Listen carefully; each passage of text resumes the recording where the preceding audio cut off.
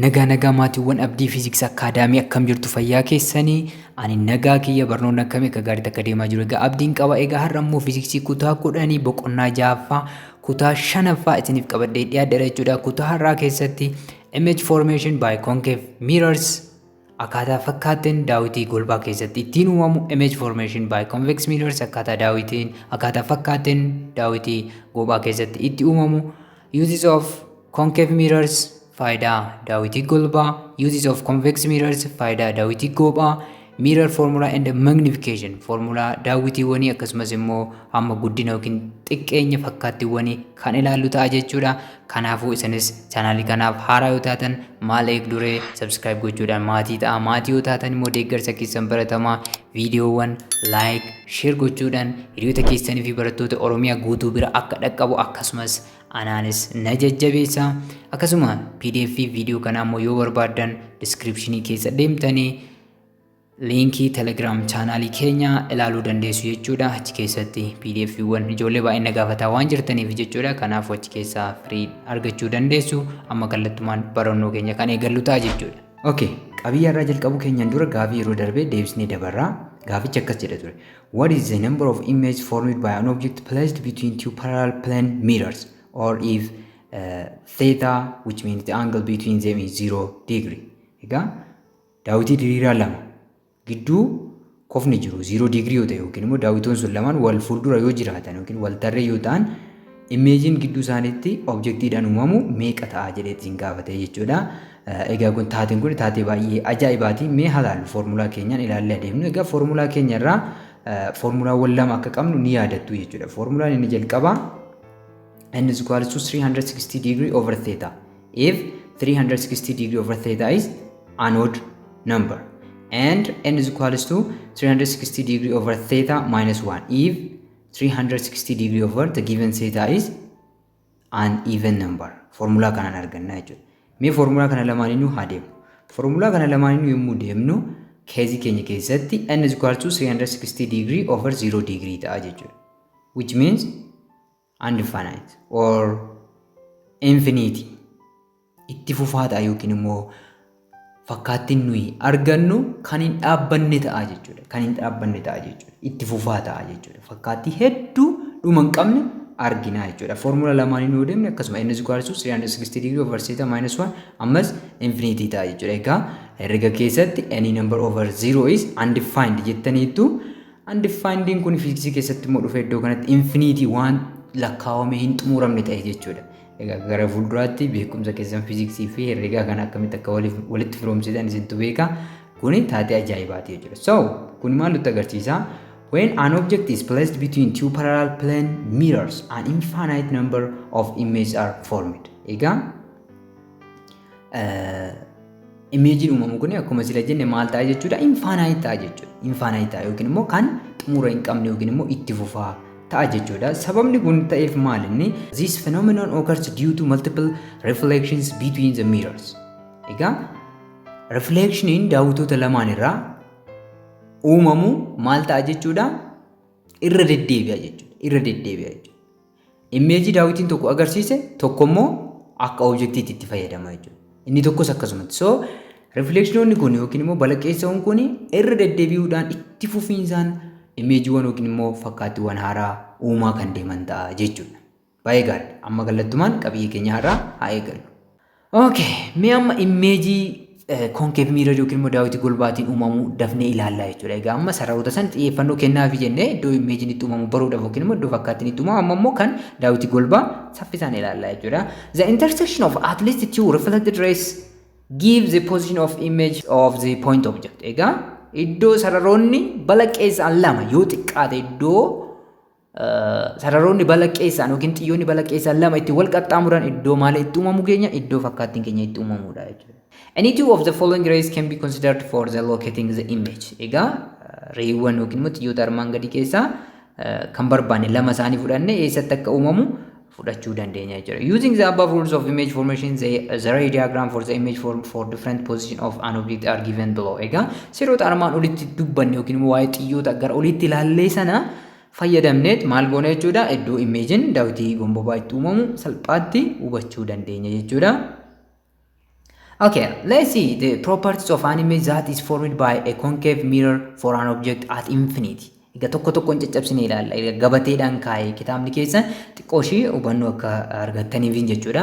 So wanti tokko fageenya at infinity jechuun baay'ee fagoo wantoon objectii irraa baay'ee far away yoo ta'e akkamitti uumama kan jedhudha kan ilaallu jechuudha. So the position of the image will be at the focal point f of the mirror. Egaa wantoon kun fagoo jira eenyurraa? Daawwitii kanarra baay'ee fagoo jira jechuudha. So xiyyoonni dhufanii daawwitii kana rukuchuu danda'an hundi isaaniitu paralaalii ta'uu jechuudha. Paralaalii ta'uu jechuudha. Kanaafuu xiyyoonni kun paralaalii ta'uu waan ta'eef xiyyi paralaalii ta'ee daawwitiidhaaf dhaqee daawwitii rukute eessa keessa akka deebi'u duraan sirriitti qabadhaa isiniin jedheera focal point keessa deebi'a jechuudha. Kanaafuu sararoota lamoo asiinis yoo gallakkistan iddoo kanatti maal ta'u warra rukutu. Kanaafuu imeejiin keessan eessatti uumama jechuudha? Focal point keessan irratti uumama jechuudha. Okay, gosa image isa maal ta'a jechuudha? It is real and inverted or upside down. Egaa imeejiin keessan imeejii maalti jechuudha? Dhugoodha jechuudha. Fakkaatti dhugoodha jechuudha.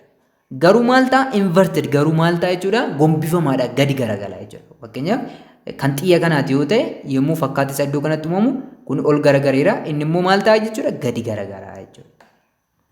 What about its size? It is highly diminished, very small or point sized. Egaa fakkaattiin bifa kanaan uumamu wantoon fagoo ta'e daawwitii irraa baay'ee xiqqaata jechuudha. Baay'ee xiqqaata maybe hamma tuqaatti illee gadi bu'uu danda'a jechuudha. Highly diminished jechuun baay'ee gadi buusaa yookiin immoo very reduced jechuudha. Baay'ee gadi buusaa kan nutti agarsiisudha jechuudha. The second one is for an object beyond C. Amma immoo kan center of curvature duubatti argamu bifa kana. Fakkeenyaaf sila fagoodha jenneerra amma immoo xiqqoo as siqeera jechuudha. So center of curvature iddoo kana garuu duuba yookiin immoo center of curvature kanarraa siqee wantu argamuuf eessatti uumamu fakkaattiin kan jedhu qorachuu ni dandeenya jechuudha. The position of the image will be between focal point and the center of curvature of the mirror. Egaa iddoon itti uumama isaa F fi C gidduu ta'a jechuudha. F keenya kunooti focal point C keenya kunooti jechuudha. Egaa kana maalirraa kaane jechuu dandeenya jechuudha. Xiyyoota lama gallakkisuu dandeenya. Xiyya tokko xiyya paralaalii ta'ee aksisii kanaaf deemu principal aksiidhaaf paralaalii kan ta'u eessa keessa darba? Focal point keessa darba jechuudha.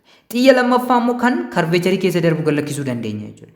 Xiyya curvature keessa darbu yemmuu gallakkisnu eessa ufumarra duubatti deebi'a jechuudha. So iddoo kana xiyya sadaffaas gallakkisuu dandeenya. Kan maal rukutu?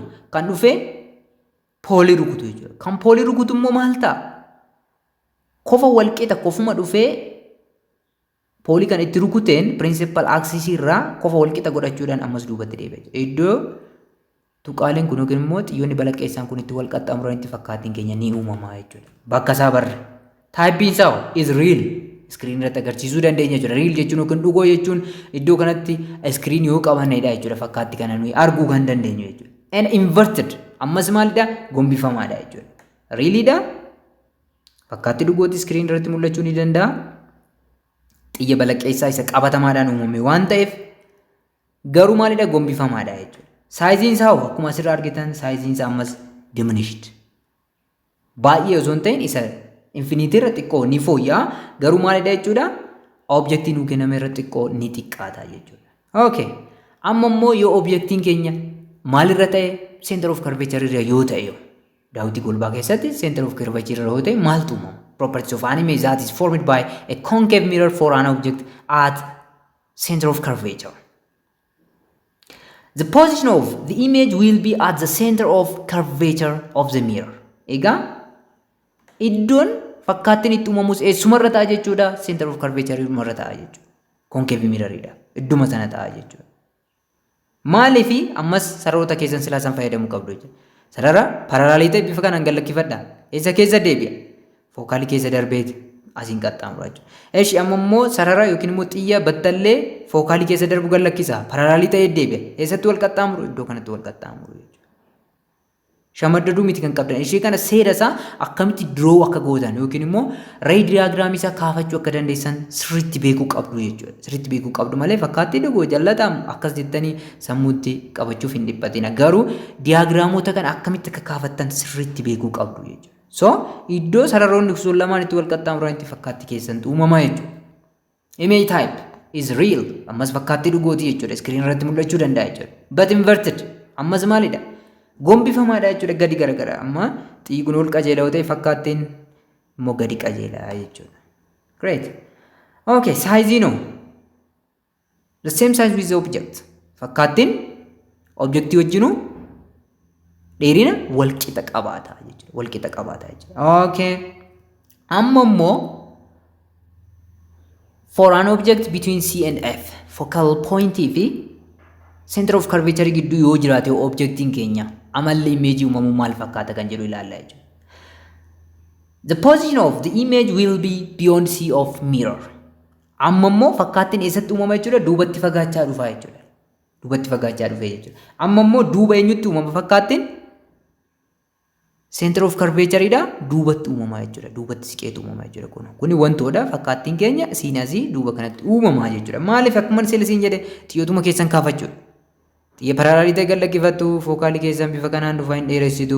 Zeen amma immoo fookaal poointii keessa kan darbu gallakkistu paraalaalii ta'e deebi'a iddoo isaanitti wal qaxxaamuranitti iddoo kana ta'a jechuudha. Ufuma keessanii argachuu danda'u qabdu jechuudha. Okay. Image type, it is real and inverted. Ammas fakkaatti maalidha? Fakkaatti dhugootii screen irratti mul'achuu ni danda'a. Inverted gadi gombifamaadha.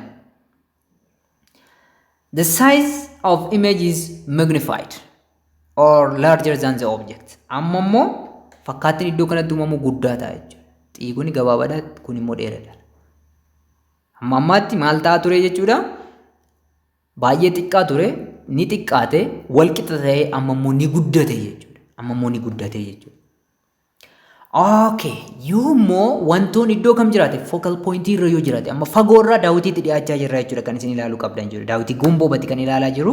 Properties of an image that is formed by concave mirror for an object at focal point. Yoo objectiin tuqaa fuulleffannaa irra jiraate hoo kan jedhudha jechuudha kan ilaalu. Bifa kanaan objectiin keessan F irra yoo jiraate maaltu uumama jechuudha. The image is formed at infinity from the mirror. Imagine kan uumamu daawwitii irra fageenya baay'ee dheeraa deemtaniiti jechuudha. Baay'ee dheeraa deemtaniiti jechuudha. Maaliif ta'e kun kan jedhu ilaaluu dandeessu. Fakkeenyaaf xiyya maaliif wal tarree ta'e fudhattu? Xiyya principal axis-dhaaf wal tarree ta'e yommuu gallakkistan sararri kun dhufee eessa keessa darba focal point keessa darbeetti qaxxee deema jechuudha. Qaxxee deema jechuudha. Amma immoo maal fudhannaa? Curvature keessa kan darbus fudhadha. Curvature keessa kan darbu fudhattan Curvature keessan dhufee daawwitii rukuta achuma keessa dhufee deebi'a jechuudha. Sararoonni kun inuma deemu wal tuudhaaf sarara baay'ee dheeraa deemuu danda'u jechuudha. So sararoonni kun lamaan fagaatanii sarara baay'ee fagoo ta'e booda yookiin daandii fagoo ta'e erga deemanii booda wal qaxxaamuru jechuudha. Tarii hin beekamu. Finfinneedha dirree dawaa ta'uu danda'a. Hin beeknu jechuudha. Garuu eessatti uumama jechuudha? At infinity fageenya baay'ee fagoo ta'e irratti uumama jechuudha. Yoo wantoon maalirra ta'e xiyya fuulleffannaa yookiin immoo focal point kan jenne kanarra yoo jiraate. Great. Okay, image type gosni fakkaattii maalinni? Fakkaatti dhugootii ammas inverted ammas gadi gombifamaadha. Fakkaattiin keenya maal ta'a jechuudha? Gadi gombifamaadha jechuudha. Hammi isaa highly magnified. Fakkaattiin uumamu kuni fageenya fagoo irratti malee baay'ee guddaa ta'a jechuudha. Very large ta'a jechuudha. Very large ta'a jechuudha. Egaa xiqqaatee osuma jedhu maal ta'e jechuudha dhuma irratti guddachaa dhufe jechuudha. Okay, what about if an object is between P and F, between pole and focal point of a concave mirror? Yoo gidduu immoo poolee fi focal point maalti siqnee jechuudha? Amma daawwitiitti baay'ee siqnee irraa jechuudha. Yoo objectiin iddoo kam jiraate P'n keenya eessa? Iddoo kana, F'n kunootiif wantoonni immoo iddoo kana jira jechuudha. The image is formed behind the mirror. Amma immoo hamma ammaatti keesiiwwan armaan olitti ilaalle hunda irratti fakkaattiin eessatti uumamaa ture? Fuuldura daawwitii gomboobatti uumamaa ture jechuudha. Amma immoo duuba daawwitii gomboobatti uumame jechuudha. Egaa kanas xiyyootuma keessan gallakkistu jechuudha. Xiyyootuma keessan gallakkistu. Fakkeenyaaf xiyya curvature keessa darbu daawwitii kanatti yoo gallakkisne eessa keessa deebi'a? Asuma keessa deebi'a jechuudha. Asuma keessa deebi'a jechuudha. So as keessa deebi'a. Xiyya paralaalii ta'e yommuu gallakkistan focal point keessa deebi'a bifa kanaan jechuudha. Bifa kanaan. So iddoo sararoonni kun lamaan xiyyi balaqqeessaan inni curvature'itti deebi'uuf deemu kunii fi inni immoo focal point keessa darbuuf deebi'u kun iddoo isaan irraa ka'an iddoo fakkaatutti fakkaattiin ni uumama jechuudha. Fakkaattiin ni uumama. Duuba daawwitii gomboobatti uumama jechuudha. Keesii kanarratti jechuudha. Yoo daawwitiin keenya maal ta'e baay'ee itti siqee yoo argame jechuudha. Image type is virtual.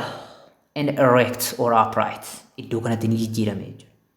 Yoo objectiin focal pointii fi poolitti gidduu jiraate yookiin immoo daawitiitti baay'ee siqee jiraate, focal pointii irratti siqee jiraate, fakkaattiin keenya duuba daawitiitti uumama. Akkasuma fakkaattiin keenya yaadoo ta'a jechuudha. Fakkaattii yaadaa ta'a jechuudha.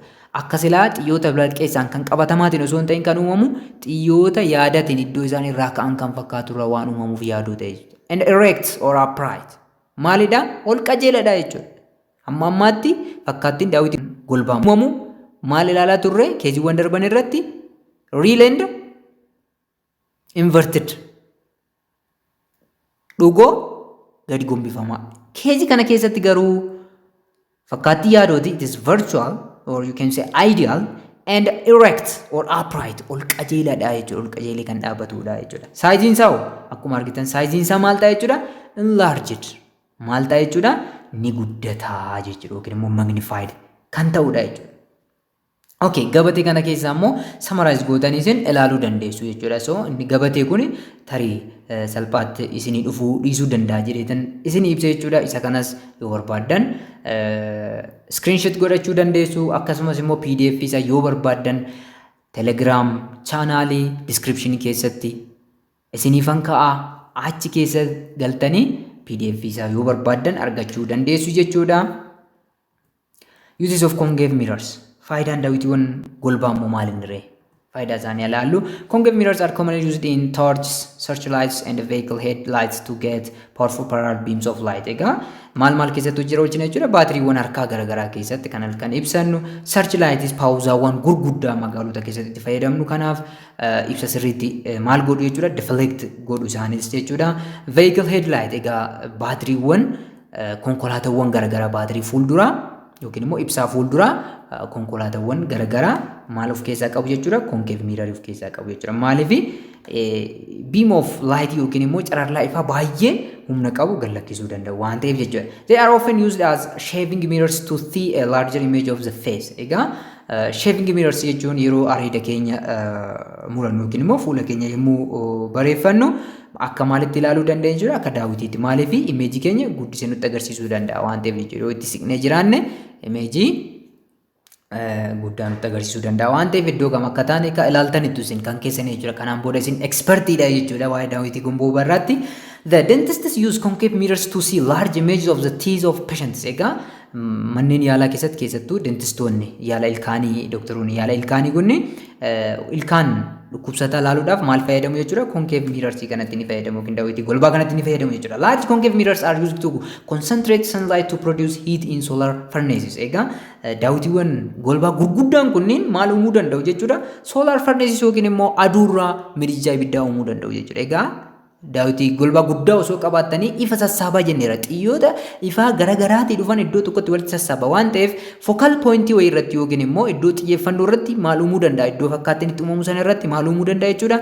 Midijaa yookiin immoo solar furnace kan jennu kana kan nyaata bilcheessuu danda'u, kan wanta garaagaraa gubuu danda'u uumuu dandeenya yookiin immoo fakkeenyaaf ilbiisa ajjeesuu kan danda'u humna guddaa akkuma stoovii elektirikii yookiin immoo akkuma midijaa ibiddaa sanaa jechuudha.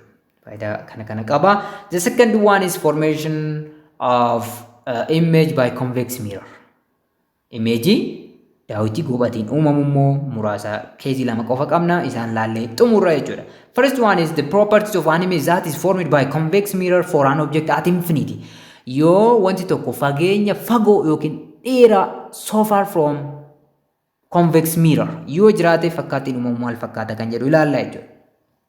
The position of the image will be at the focus.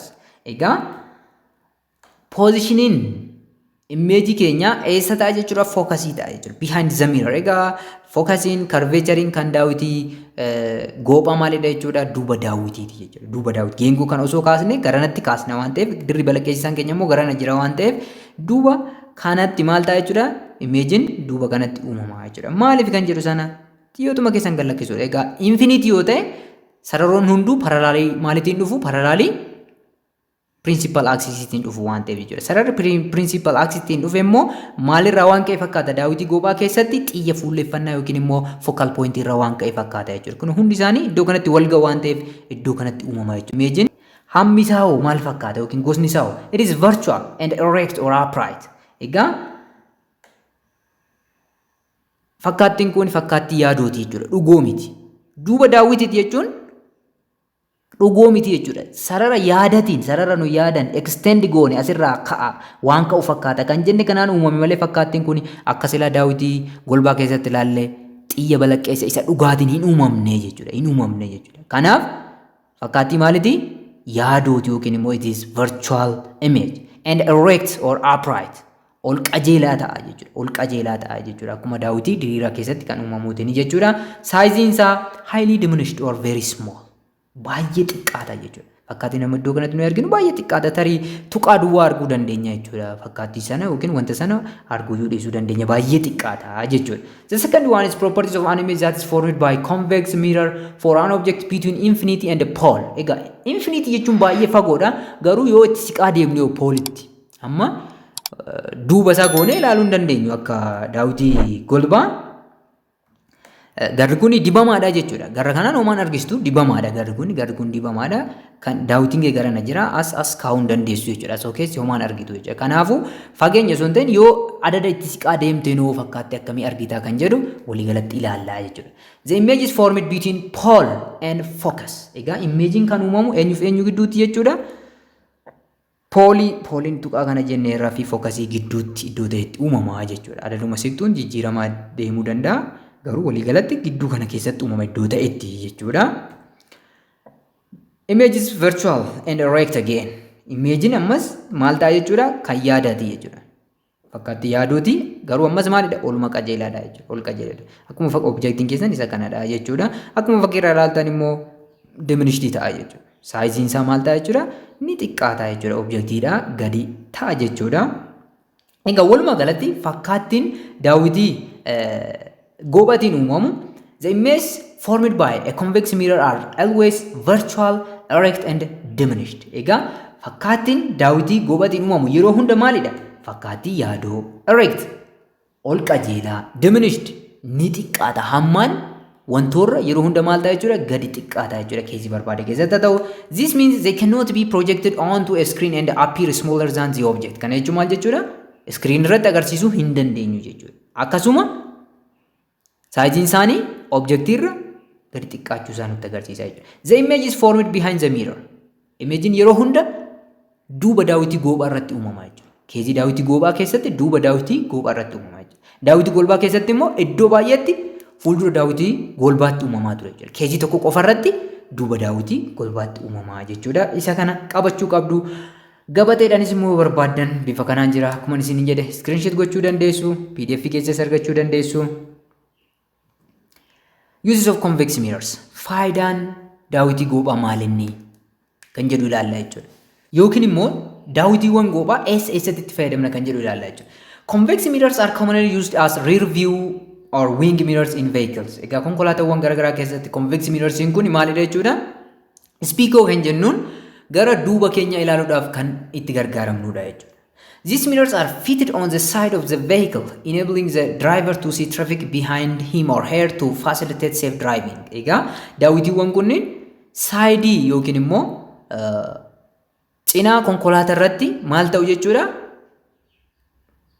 Hojjetamu jechuudha yookiin immoo qindaa'u jechuudha cinaa konkolaataa irratti. Sanaan booda konkolaachisaan duuba isaa maaltu akka jiru haala sochii tiraafikii duuba isaa jiru yookiin immoo maaltu jira konkolaataan dhufaa jira namni dhufaa jira kan jedhu sana hordofuudhaaf itti fayyadamaa jechuudha konkolaachisaan tokko. So konkolaachistoonni sirriitti itti fayyadamaa isa kana. Convex mirrors are preferred because they always give an erect though diminished image. Egaa convex mirrorsiin kun baay'ee filatamoodha jechuudha. Sababni isaas fakkaattiin isaan uuman maalidha? Ol dhaabbataadha jechuudha. Ol dhaabbataadha. Yoollee gadi bu'e diminished illee yoo ta'e yoo xiqqaate illee ol dhaabbataadha yookiin immoo ol qajeela waan ta'eef fakkaattiin isaan uumamu filatamaadha jechuudha. Maalirra? Concave mirror irra jechuudha. Also they have a wider field of view as they are curved outwards. Egaa iddoon isaan nutti agarsiisuu danda'an baay'ee bal'aadha jechuudha. Xiyya ni balaqqeessisu waan ta'eef xiyya adda xiyyi isaan irra balaqqaa'u fagoo deema waan ta'eef lafa guddaa nutti agarsiisuu danda'u jechuudha. Nu duuba kan jiru fageenya guddaarra yookiin immoo bal'ina guddaarra wanta jiru nutti agarsiisu yookiin immoo akka observe goonuuf nu gargaaru jechuudha.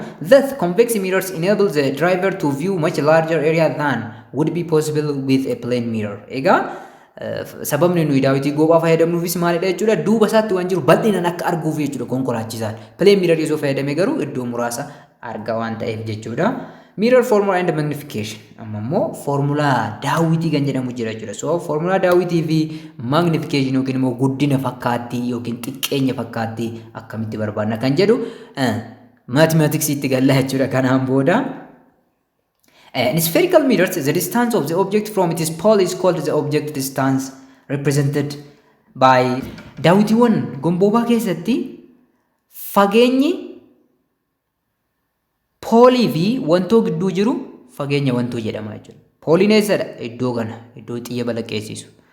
Wantoon wanta sana fakkaate wanta sana jechuudha. Wanta fakkaattii isaa akka uumamu barbaanne sanaan so fageenya iddoo kanaa ga'e iddoo kana jiru maal jennaani jechuudha? U jennaani jechuudha kun. Wantoon iddoo kana jira fageenya asii ga'e hamma poolii kanaatti jiru maal jenna? U jennaani jechuudha. The distance of the image from the pole of the mirror is called the image distance, represented by small case v. Egaa fageenya fakkaattii fi poolii gidduu jiruun immoo fageenya fakkaattii yookiin immoo image distance jennaan jechuudha. Maaliin bakka buusna? Qubee xiqqaa viidhaan bakka buusna jechuudha. Fakkaattiin kun iddoo kanatti uumame kun amma nuyi fudhanne daawwitii golbaadha. Imeejiin keenya iddoo kanatti uumame so fageenya iddoo kanaa qabee amma iddoo kanatti jiru v jennaani maalidha jechuudha? Fageenya fakkaattiin poolii irraa yookiin immoo daawwitii irraa qabu jechuudha. The distance of the principal focus from the pole is called the focal length. Egaa fageenya tuqaan fuulleffannaa yookiin immoo principal focus yookiin immoo focal pointiin poolii irraa qabu maal jedhama? Focal length jedhama. Focal length kan jennuun meerashiin f dha ka'ee hamma iddoo kamitti kan jirtu hamma iddoo kanatti kan jirtuun f jennaanii jechuudha. There is a relationship between these three quantities given by the mirror formula which is expressed as following. Egaa wantoota sadan amma jenne kana focal length dheerina fookaalii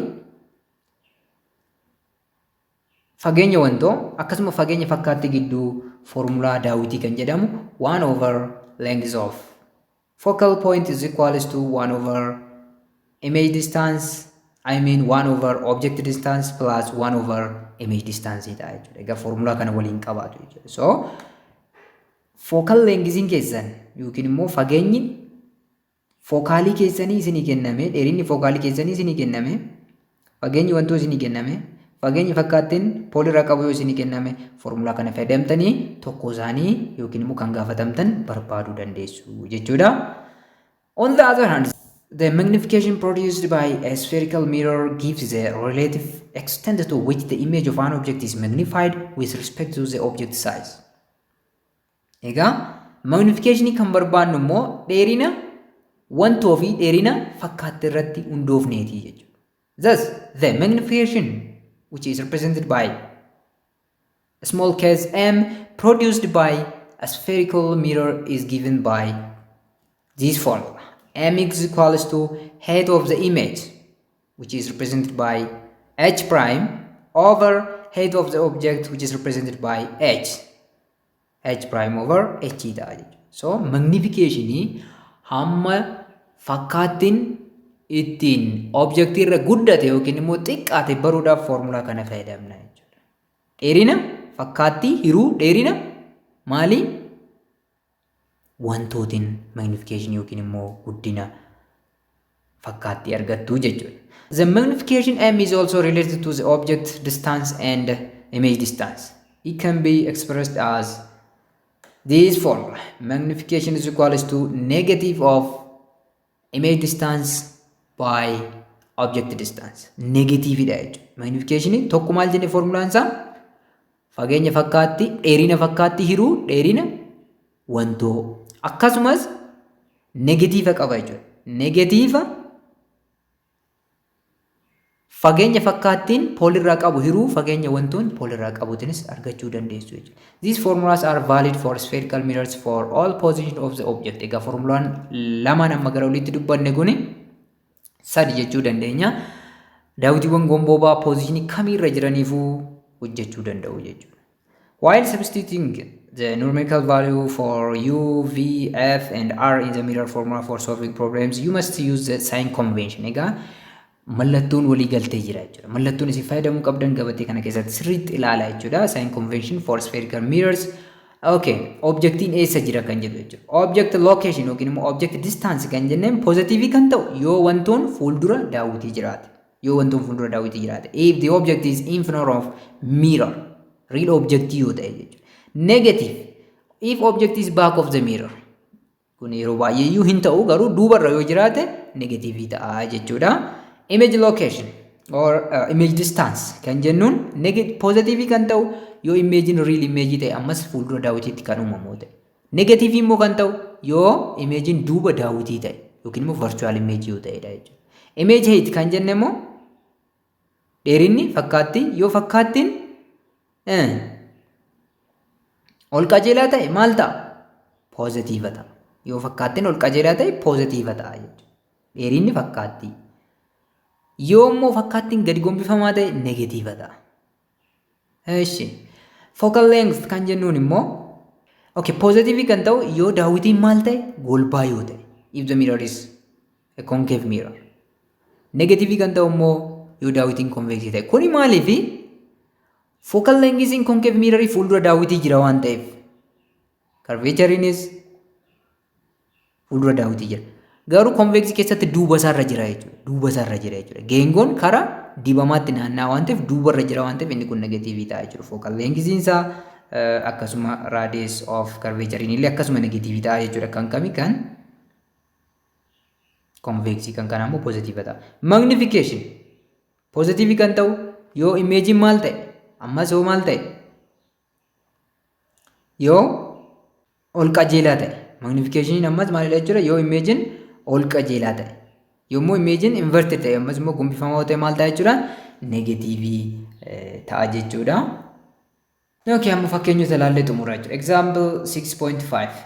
A convex mirror used for rear view on an automobile has radius of curvature of 3 meter. If a bus is located at 5 meter from this mirror, find the position, nature and the size of the image. Egaa kennamoota kanaan wantoota hedduu nu gaafate jechuudha. So kennamoota keenya adda baafannaa. Radius of curvature maal nu kenname? 3. Maaliif 3 jenne convex mirror dha waan ta'eef xiifulle dheerinni focalis akkasuma curvatureis duuba daawwitii irratti argamu waan ta'eef negative ta'u jechuudha. So negative 3 meetiraan fudhachuu qabna jechuudha. Isa gabatee silaalee sana xiyyeeffannoo keessa galchuu qabna. Focal length keessan immoo radius of curvature hiruu lamaatiin akka argamu sila ilaalleerra. So negative 1.5 meetira ta'a jechuudha. Then maaltu nuu kenname? Object distance. Fageenya wantoon daawwitii irra qabu 5 meetiratu nuu kenname jechuudha. 5 meetiratu nuu qabne. Kanaafuu wantoon fuuldura daawwitii jira waan ta'eef isa kana maal goona? Positiivaan fudhannaa jechuudha. Then gaafatamaan keenya maalidha? Jalqaba irratti fageenya fakkaattii, lammaffaa irratti dheerina fakkaattii yookiin immoo hojjaa fakkaattii, dhuma irratti magnificationidha jechuudha kan gaafatamne. So formula keenya fayyadamnee hojjechuudha jechuudha. So formula daawwitii irraa or from the formula of mirror we have 1 over focal length is equals to 1 over object distance plus 1 over image distance akka ta'e ni beektu jechuudha. Then amma kan barbaannuuf maal goona? Derive gootu jechuudha. So 1 over v maal ta'a jechuudha? 1 over f minus 1 over u ta'a jechuudha. 1 over u ta'a jechuudha. 1 over v is equals to 1 over f minus 1 over u ta'a jechuudha. 1 over u ta'a.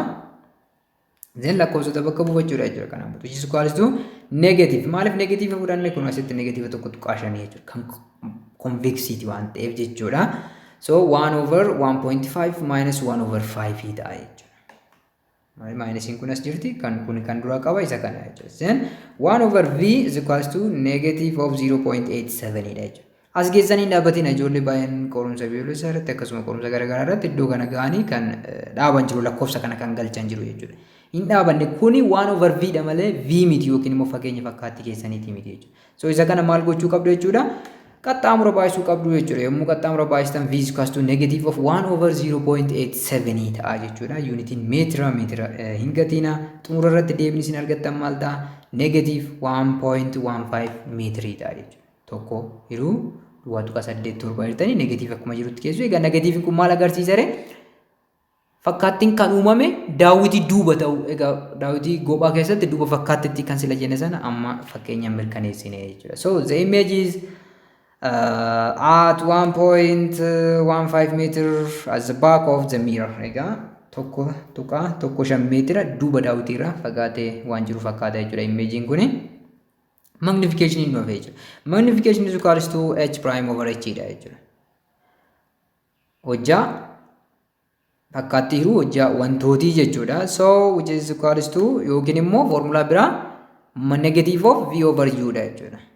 Isa kana isa lammaffaa kana fayyadamtanii so negative hin fudhattan. Negative inni jalqaba fudhanne kun isaas jiru kanadha jechuudha.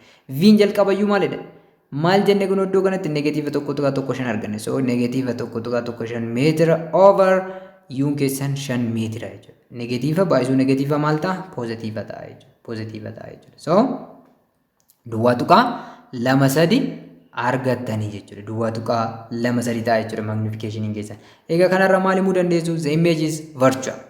Virtual kan jenneen maaliif duuba daawwitiitti uumame waan ta'eef jechuudha. Erect ol qajeelaadha. Maaliif ol qajeelaadha jennee magnification isaa maal ta'e? Magnification isaa maal ta'e? Duwwaa tuqaa 2 ta'e jechuudha. Duwwaa tuqaa 2 ta'e yookiin immoo maal ta'e? Positive ta'e waan ta'eef jechuudha. Ol qajeelaadha. Smaller in size by a factor of 0.23. Egaa saayiziin isaa immoo ni xiqqaata jechuudha. Kun egaa saayiziin isaa osoo guddateeti lakkoofsi kun meeqa ta'uu qaba jechuudha? Tokko ol ta'uu qaba jechuudha. Kanaafuu amma daawwitiin fakkaattiin xiqqaachuu isaa nutti agarsiisa. Tokkoo gad osoo arganne jechuudha. So hammi fakkaattii hamma objektii caaluudhaaf reeshoon kuni tokko ol ta'uu qaba jechuudha. Tokko ol ta'uu qaba. Great. Fakkeenya itti aanutti dabarru. An object 6 cm in size is placed at 25 cm in front of a concave mirror of focal length 15 cm. At what distance from the mirror should a screen be placed in order to obtain a sharp image? Find the nature and the size of the image. Egaa kun immoo concave mirror idhaafi jechuudha. Objektii hojjaan isaa 6 cm ta'e fuuldura daawwitii golbaa seentimeetira 25 fageenye yoo keenye focal lengthiin immoo daawwitii kanaa 15 seentimeetira yoo ta'e distaansii kamirratti yoo iskiriinii keenye imeejii sirrii arganna. Akkasuma amala yookiin immoo propertii akkasumas saayizii imeejii illee barbaadinu jedhe jechuudha. Egaa gaaffileen akkanaa kun qorumsa biyyoolessaa irratti baay'ee baratamoodha jechuudha. So the given is h saayizii maaliiti? Wantoo 6 cm meetiratti jijjiirachuu dandeessu it is 0.06 meetirii ta'a jechuudha. U 25 cm ammas meetiratti jijjiirachuu dandeessu 0.25 meetirii ta'a jechuudha. Focal length is 15 0.15 meetirii ta'a jechuudha.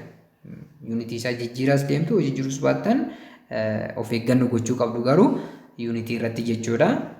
So the required one is the image distance fageenya fakkaattii akkasuma hamma maali hamma fakkaattii magnification yookiin immoo guddina fakkaattiiti jechuudha kan gaafatamne. Egaa formula daawwitii keenya barreeffanna jechuudha. 1 over f is equals to 1 over u plus 1 over v. Isa kanarraa maaliif baafanna jechuudha. So amma 1 over v is equals to 1 over f minus 1 over u ta'a jechuudha. 1 over u ta'a. So which is equals to 1 over 0.15 meter minus 1 over 25 meter dha jechuudha. Egaa daawwitii golbaadha waan ta'eef positive fudhannee jechuudha hunduma isaaniitu maaliif fuuldura daawwitii golbaatti argamu waan ta'eef isaan kunniini. Then isa kana of eeggannoodhaan yommuu hirtan 1 over v is equals to 2.67 meetira argattu jechuudha. Ammas as geessanii dhaabatiin deebiin keessan kan isin barbaadaa jirtan isa kana miti. Kuni 1 over v dha malee v miti. V dhaaf barbaaduu qabdu jechuudha fuggisoo isaa yommuu barbaaddan v is equals to 1 over 2.67 meetirii ta'a jechuudha. Isa kana yommuu hirtan of eeggannoodhaan irraa naannoo duwwaa tuqaa 375 meetiraan egaa yuunitoota hunda isaanii meetiratti jijjiireen hojjedhe. Seentimeetiraanis hojjettan rakkoon qabu jechuudha. So isa kana seentimeetiratti jijjiirrattanii kaa'uu dandeessu barbaaddan 37.5 centimetrii ta'a jechuudha. So the screen should be placed at 37.5 centimeter in front of the mirror to form the real image. Egaa screening keessan iddoo fakkaatti kan arguu barbaadne screenii keenya eessa kaa'uu qabna jechuudha. daawwitii irraa seentimeetira 37.5 fagaannee kaa'uu qabna jechuudha. Egaa imeejiin maalidha jechuudha? Riilidha, dhugoodha jechuudha. Dhugoodha jechuudha. Maaliif dhugoo ta'e? Gatiin nuyi atis arganne maalidha asitti? Poozitiiva jechuudha. Poozitiiva waan ta'eef egaa fageenyi imeejii yookiin fageenyi fakkaattii poozitiivii kan ta'u yoo fakkaattiin dhugoo ta'edha yookiin immoo fuuldura daawwitiitti yoo uumamedha waan ta'eef jechuudha. Magnification nu hafee jechuudha. Magnification is equals to the ratio of size of image over size of object dha jechuudha. Yookiin immoo negative of image distance over object distance dha jechuudha. Isa kana fayyadamtu erga isa kana fayyadamtanii booda isa gara m kana dhiistanii isaan kana lamaan irraa h prime dhaaf drive gochuu dandeessu jechuudha. H prime is equals to negative HV criss-cross baasna jechuudha ishee kana. Negative HV over U ta'a jechuudha. Then lakkoofsota qabdan bakka buusudha jechuudha. Negative asii kana qabdu kunoo H dhaaf jenne 0.06 meter positive maaliif ol qajeeladha waan ta'eef times 0.375 meter not centimeter meter jechuudha. Inni kunis over 0.25 meetridha jechuudha. Inni kunis jechuudha. Isaan kana of eeggannoodhaan baay'istu. Then xumura irratti meeqa argattu jechuudha? Negative 0.09 meter yookiin immoo negative 9 centimeter argattu jechuudha. Negative 9 centimeter argattu jechuudha. Egaa the image is inverted and enlarged. Immoo gadi gombifamaadha. Garuu maalidha? Guddataadha jechuudha. Guddataadha jechuudha. Hammisaa kan dabaleedha jechuudha. Egaa walumaa galatti har'aaf kanan isin qopheesse kana fakkaata. Kutaa itti aanu keessatti waa'ee leensii kan jalqabnu jechuudha. Waa'ee leensis sirriitti ilaalla jechuudha. Kanaafuu isinis chaanaalii kana hamma ammaatti subscribe hin godhin jirtu taanaan subscribe godhuudhaan maatii ta'a. Maatii yoo taatan immoo deeggarsa keessan baratamaa viidiyoowwan like share gochuudhaan hiriyoota keessanii fi barattoota Oromiyaa guutuu bira akka dhaqqabuuf gahee keessan baadhaa. Akkasumas anaan illee na jajjabeessa. Akkasumas PDF video kana yoo barbaadan description box keessatti telegram channel isinifan kaa isas join godha. Video itti aanu kanaan hamma arginutti fayyaa nagaa naaf ta'a. Baay'een isin jaalladha.